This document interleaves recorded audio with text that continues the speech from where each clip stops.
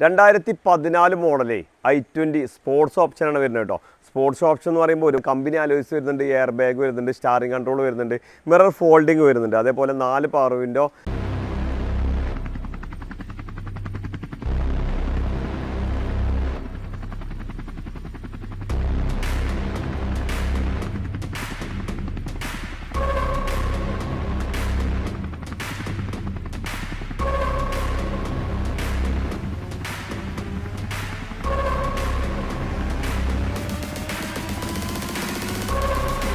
Company set വരുന്നുണ്ട്, പിന്നെ air bag വരുന്നുണ്ട്, അതേപോലെ സ്റ്റാറിംഗ് കൺട്രോൾ കാര്യങ്ങളൊക്കെ വരുന്ന എല്ലാവിധ ഫീച്ചേഴ്സും വരുന്ന ഒരു വാഹനമാണ്. 4 ഡിസ്ക് ബ്രേക്കാണ് വരുന്നത് കേട്ടോ. കമ്പനി അലോയ്സ് കൊടുക്കുന്നുണ്ട്.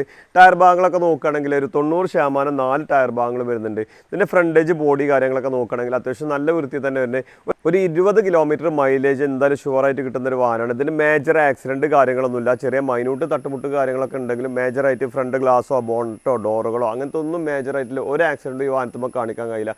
മെക്കാനിക്കലൊക്കെ നോക്കുകയാണെങ്കിൽ അത്യാവശ്യം നല്ല ക്വാളിറ്റി തന്നെ വരട്ടെ. 96,000 കിലോമീറ്റർ ജെനുവിൻ സർവീസിലൊരു വാഹനമാണ്. ഫുള്ള് സർവീസ് ഹിസ്റ്ററി ഈ വാഹനത്തിനുണ്ട്. ലോ കിലോമീറ്റർ എന്ന് തന്നെ പറയാം. 2014 സംബന്ധിച്ചിടത്തോളം, ഡീസലിനെ സംബന്ധിച്ചിടത്തോളം ഒരു ലോ കിലോമീറ്റർ വാഹനം തന്നെ ഇട്ടത്. ഇതിൻ്റെ ബോഡി കാര്യങ്ങൾ, ഈ സൈഡ് ബോഡി കാര്യങ്ങളൊക്കെ നോക്കുകയാണെങ്കിൽ അത്യാവശ്യം നല്ല വൃത്തി തന്നെ ഉള്ളത്.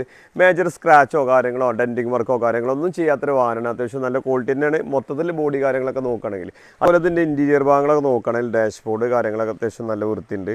അതേപോലെ സീറ്റ് കവേഴ്സൊക്കെ നോക്കുകയാണെങ്കിൽ കമ്പനി സീറ്റ് കവർ തന്നെയാണ്, ഒന്നും എക്സ്ട്രാ ചെയ്തിട്ടൊന്നുമില്ല. ഫ്ലോർ മാറ്റ് കാര്യങ്ങളൊന്നും ചെയ്തിട്ടില്ല കേട്ടോ.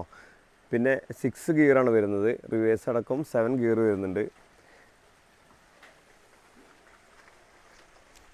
അതേപോലെ ബാക്ക് സൈഡ് നോക്കുകയാണെങ്കിലും അത്യാവശ്യം നല്ല വൃത്തി തന്നെയല്ലേ കേട്ടോ.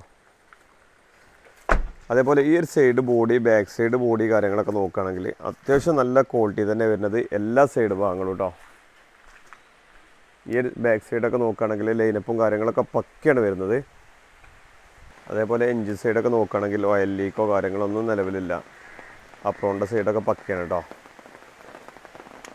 ഈ വാഹനം നമുക്ക് ചെറിയൊരു ഡൗൺ പേയ്മെൻറ്റിലൊക്കെ ഇറക്കാൻ കഴിയുന്ന ഒരു വാഹനമാണ്. ഇത് വെറും നമ്മൾ ഉദ്ദേശിക്കുന്ന പ്രൈസ് 3,70,75,000 രൂപയാണ്. ഇത് ലൊക്കേഷൻ വരുന്നത് മലപ്പുറം നിലമ്പൂർ കൂറ്റമ്പാറ എന്ന സ്ഥലത്താണ് കേട്ടോ.